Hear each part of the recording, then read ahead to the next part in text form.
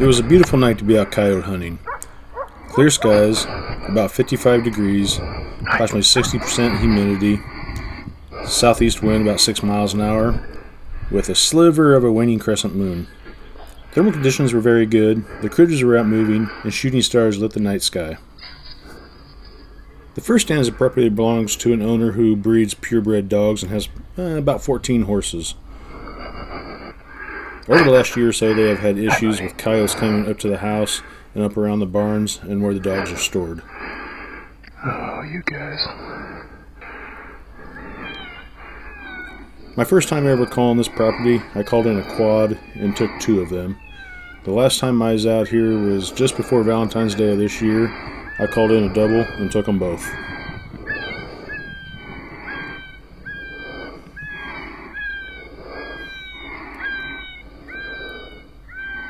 It's been a while since I've been at this property, and since it was on my way to where I was going to hunt for the night, I decided to get in contact with the landowners and see if it would be okay if I stopped.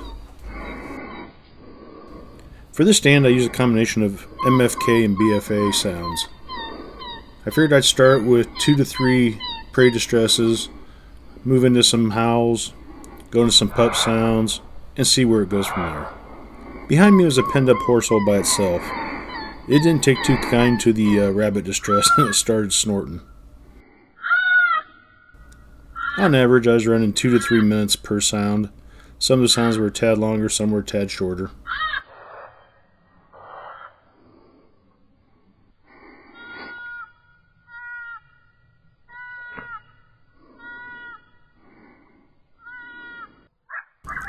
When I fired up the howls, I had some vocalizations to the east of me and to the north of me. The ones to the east of me sound like they were just a few hundred yards away. There's a gate at the east end of this pasture that leads to the neighboring property, which unfortunately I don't have permission to hunt, but it's a big open pasture surrounded by woods. It sounded like they were probably on the east end of those woods on the other side of the pasture. After I finished the howls, I stayed quiet for a few minutes before I moved into some social sounds.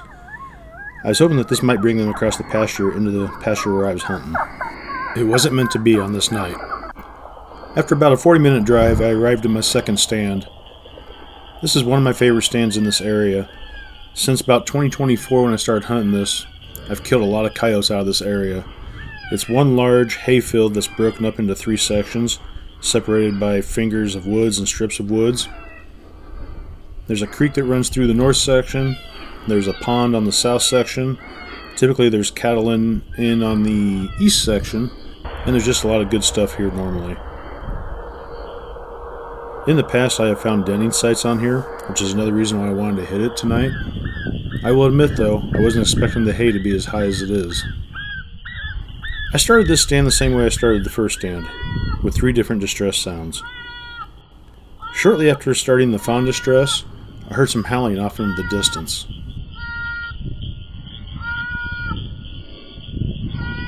Through my helmet-mounted thermal, I saw what I thought was a coyote on the far northern edge of a neighboring property that I don't have permission to hunt.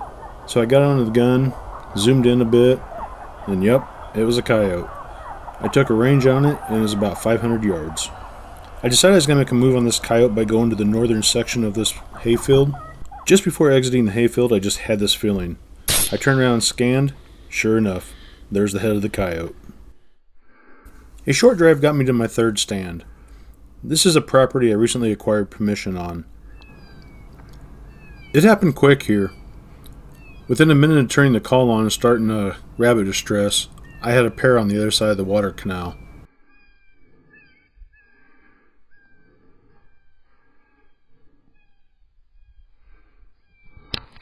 I downed the one and started hitting my hot buttons on the remote, but I could not get the second to stop. I think it ran to the next county. I walked both directions of that water canal for a bit. I was trying to find a place to cross to go retrieve the coyote, but man, it was steep. I just could not find a place to cross. Unfortunately, I had to leave the coyote laying there. A few minutes later, I arrived at my 4th stand.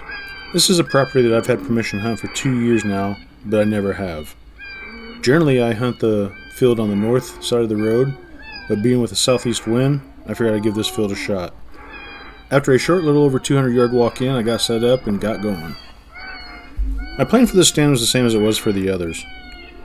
Start with some prey distress, move into some howls, go into some pup sounds, go into some pup distress, finish off some adult fights. But I never got that far.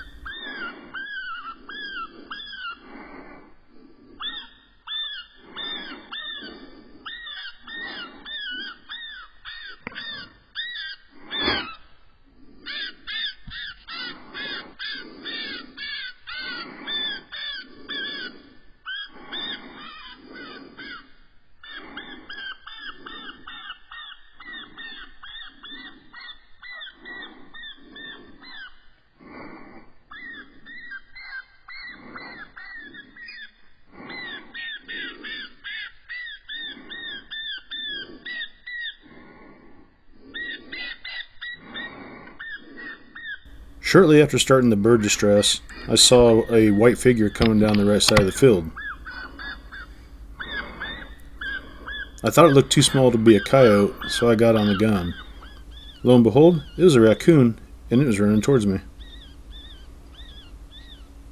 I watched it for a short bit before it began cutting across the field. When it started doing that, I knew what was going to happen. I got on the gun, I hit record, and I just watched it all play out.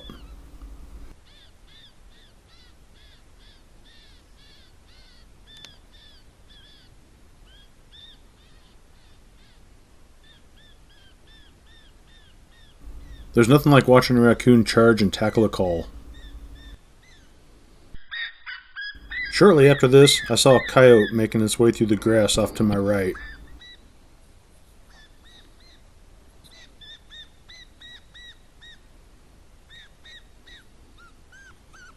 I figured I'd let it clear the grass before putting the 6 Creedmoor to work.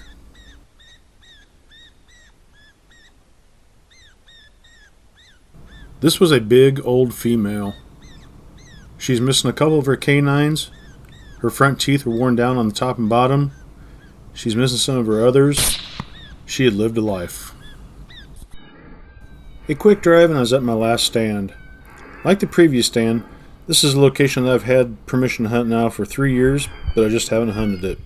Again, being denning season, with the woods, with the water, and with the pasture, I thought it'd be a good place to hunt. Like the other stands, I started with prey distress, went into some vocals, and was going to see what happened and just play it out from there. Upon letting out the first howl, the place lit up. I had one that sounded really close, off to my left, just on the other side of the woods, howling and barking back. On the opposite end of the field, I had what sounded like 2 or 3 just howling. Off to the southwest a ways, on different properties, I heard 2 different groups howling. Eventually I went into a pup sound which brought a coyote from the far end of the field.